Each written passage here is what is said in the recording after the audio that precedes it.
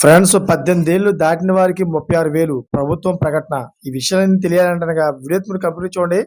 అప్పుడే మీకు complete information ఏంటో అర్థమవుతుంది. అదేవిధంగా చాలామంది ఈ వీడియో చూస్తున్నారు గానీ లైక్ అండ్ కామెంట్ చేయట్లేదు. దయచేసి లైక్ అండ్ కామెంట్ చేయండి. లైక్ అండ్ కామెంట్ చేయడం వల్ల ఈ ఇన్ఫర్మేషన్ అంతా మనం చాలా మందికి తెలియజేసేవాళ్ళవుతాం.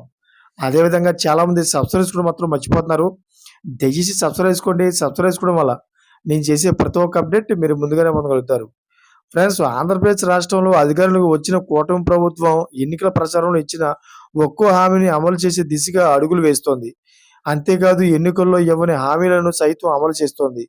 ఇప్పటికే సంచలన పథకాలు అమలు చేస్తున్న కూటమి ప్రభుత్వం మరో కీలక పథకం అమలుకు శ్రీకారం చుట్టనుంది. అయితే 2024 ఎన్నికల ప్రచారంలో ఇచ్చిన హామీ మేరకు నిరుద్యోగ వృత్తి పథకాన్ని ఈ ఏడాదిలోనే ప్రారంభించే యోచనలో ప్రభుత్వం ఉన్నట్లు తెలుస్తోంది. అయితే రాష్ట్ర వ్యాప్తంగా కొన్ని లక్షల మంది నిరుద్యోగులు ఉద్యోగం లేక తీవ్ర ఇబ్బందులు పడుతున్న సంగతి తెలిసిందే.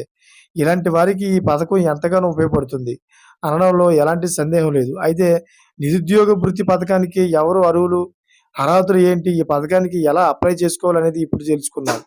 అయితే ఈ ఏడాదిలోనే ప్రభుత్వ వృత్తి పథకం అమలులో అమలు ఏపీలో అధికారంలోకి వచ్చిన సీఎం చంద్రబాబు నాయుడు నేతృత్వంలో కూటమి ప్రభుత్వం ఇచ్చిన ప్రధాన హామీలో నిరుద్యోగ వృత్తి ఒకటి. ఈ పథకంలో భాగంగా రాష్ట్రంలోని అర్హులైన నిరుద్యోగులు అకౌంట్లలో ప్రతి నెల 3,000 వారి అకౌంట్లో ప్రభుత్వం జమ చేయనుంది.